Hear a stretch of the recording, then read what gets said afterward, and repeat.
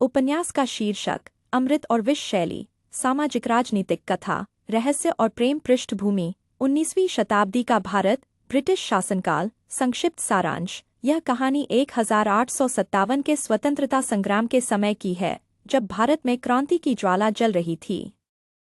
यह उपन्यास एक राजघराने के उत्तराधिकारी वीरेंद्र प्रताप, एक साधारण मगर तेज तर्रार युवती चंपा और एक ब्रिटिश अधिकारी जेम्स रॉबिन्सन के इर्द गिर्द घूमता है।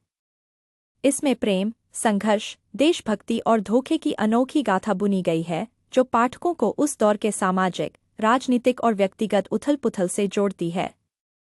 प्रारंभिक अध्याय। अध्याय 1। एक भविष्यवाणी। बनारस के प्रसिद्ध ज्योतिषी आचार्य भास्करनाथ ने राजा उदयनारायण के सामने एक भविष्यवाणी की थी। आपके वंश का उत्तराधिकारी आपके ही महल में छिपे एक गहरे रहस्य को सुलझाने के लिए जन्म लेगा।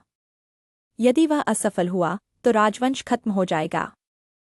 राजा ने इस भविष्यवाणी को वर्षों तक भुलाए रखा, लेकिन जब उनका पुत्र वीरेंद्र प्रताप बड़ा हुआ तो यह भविष्यवाणी सच होती दिखने लगी।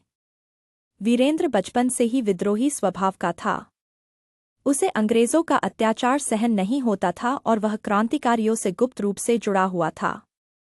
इसी बीच बनारस के घाटों पर रहने वाली एक साधारण लड़की, चंपा, जो बनारस के काशी विश्वनाथ मंदिर के पुजारियों के परिवार से थी, अपने भीतर एक अद्वितीय नेतृत्व क्षमता और विद्रोह की चिंगारी लिए थी। वीरेंद्र और चंपा की पहली मुलाकात गंगा किनारे होती है, जहां वीरेंद्र अंग्रेजों से बचते हुए छिपा होता है। क्या वीरेंद्र अपनी नियति को पहचान पाएगा?